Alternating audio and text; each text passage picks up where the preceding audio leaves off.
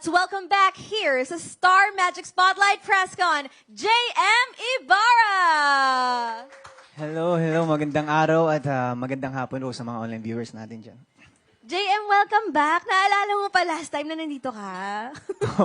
Parang kailan lang, no? At kasama mo noon si Fiang. Pero ngayon, solo flight ka. Oo nga po sayang. Kumusta? Anong naramdaman mo ngayon? Ngayon, ganun pa rin naman, no? So far, happy. Sobrang happy ako sa mga nangyayari, sa mga opportunity na dumadating. And at the same time, masakit po yung leg ko. No, pagdating niya, kinukwento nga niya na medyo may stiff neck, no?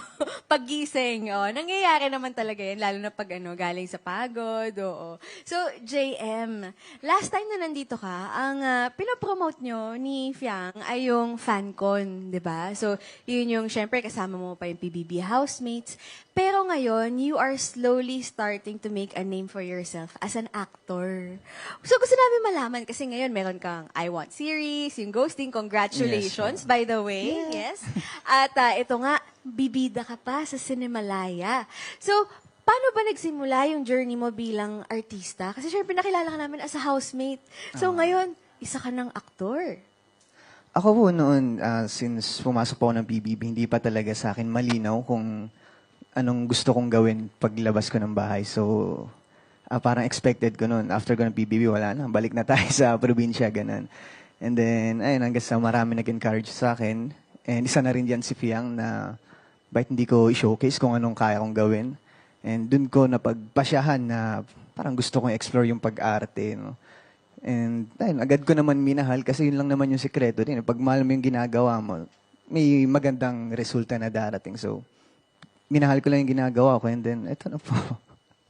So, at what point mo na-realize na, uy, parang gusto ko to, nag-i-enjoy ako, parang mahal ko na tong ginagawa ko. Sa workshop pa lang ba? Nung unang look test nyo ba? Mga at what point ka nag-enjoy na? Simula pa lang po nung unang beses ko mag-workshop.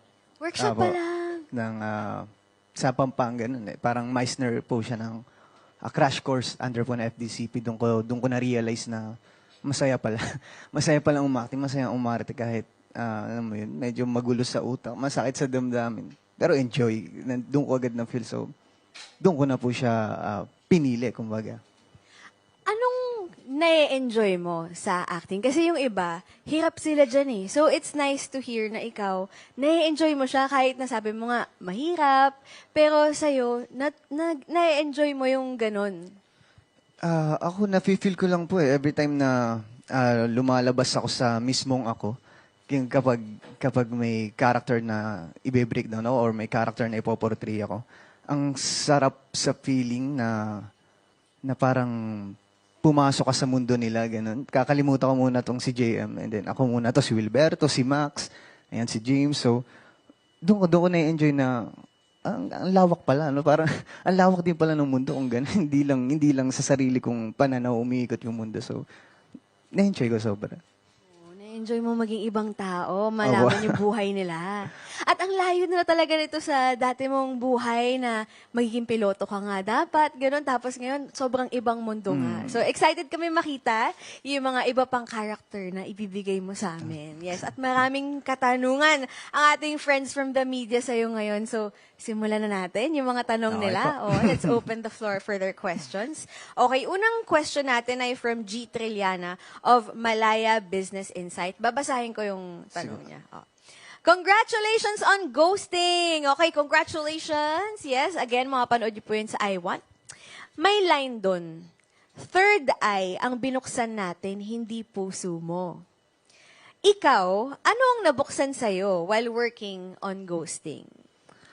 Ako, while working on Ghosting, bago pa lang namin simulan yung project, bukas na yung puso ko doon. Oo. As in, nag-enjoy na ako sa ginagawa kong trabaho sa screen partner ko, si Fiang. And of course, naging open na ako sa lahat kung anong aral yung makukuha ko, yung mga learnings. Kumbaga, ready na akong i-adapt silang lahat. And ayun, ganun naman yung ginagawa ko every time na may bagong project na darating. So, nagiging sponge lang ako, kumbaga. bukas ang puso lang, no? Bukas ang puso. So, bukas ang third eye, bukas ang puso ni JM Ibarra. Okay, ito ang question number 2 naman niya. Can you give us an update on how you and Fiang are now? Are you closer? So, meron bang progress o closer na raw ba kayo ni Fiang? We're happy. Ganun, no? Masaya kami. Simula pa naman noon hanggang ngayon. Hindi na bago yun. At parang nag-level up lang yung happiness na nafe-feel namin every time na magkasama kami, every time na magkatrabaho kami. So, wala pong nagbago. Walang nagbago sa closest pero mas happy. Yun. so- Nag-level up ang happiness daw. Okay, ito third question naman niya. Will you go solo in a project or will your next be with Fiang again? Marami po. May mga proyekto na magkasama kami ni Fiang na hindi pa naman ho pwedeng i-anunsyo. No? So, antayin na lang ho natin. And happy ako, syempre, especially kapag si Fiang yung kasama ko. So, bukas din ang puso mo na kasama siya, tsaka bukas din yung puso mo ba na meron kayong project na solo? Yes, of course.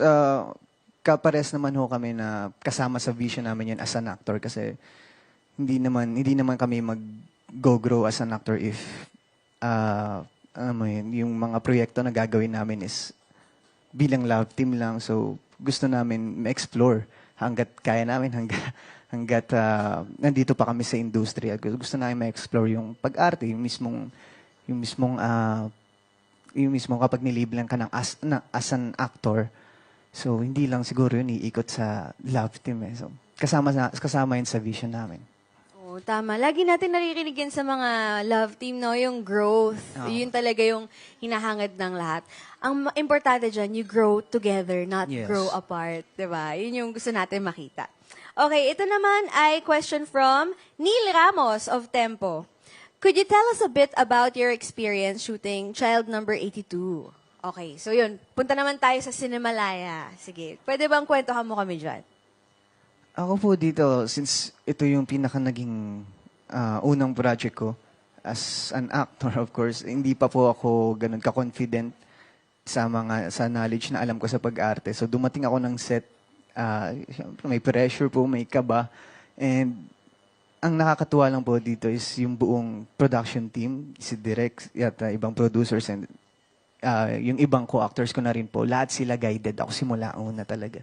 Hanggang matapos yung taping days namin, ginaguide talaga nila ako, and hindi nawawala yung parang kada araw may panibago akong learnings na na-adapt sa kanila. So, very grateful ako na sila yung unang nakatrabaho ko dito bago ko simulan yung career ko, syempre.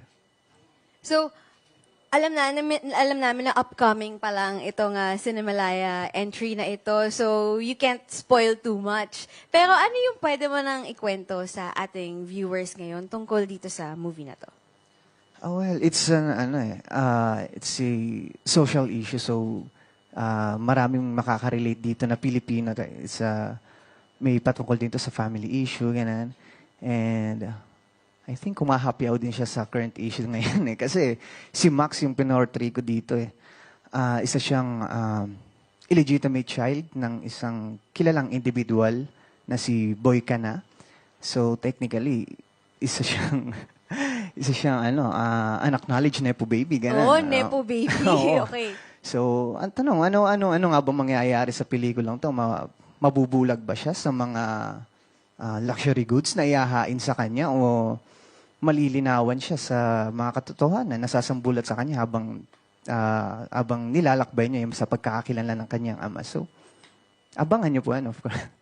Grabe, napapanahon pala tong story ng Child Number 82, anak ni Boy Cana.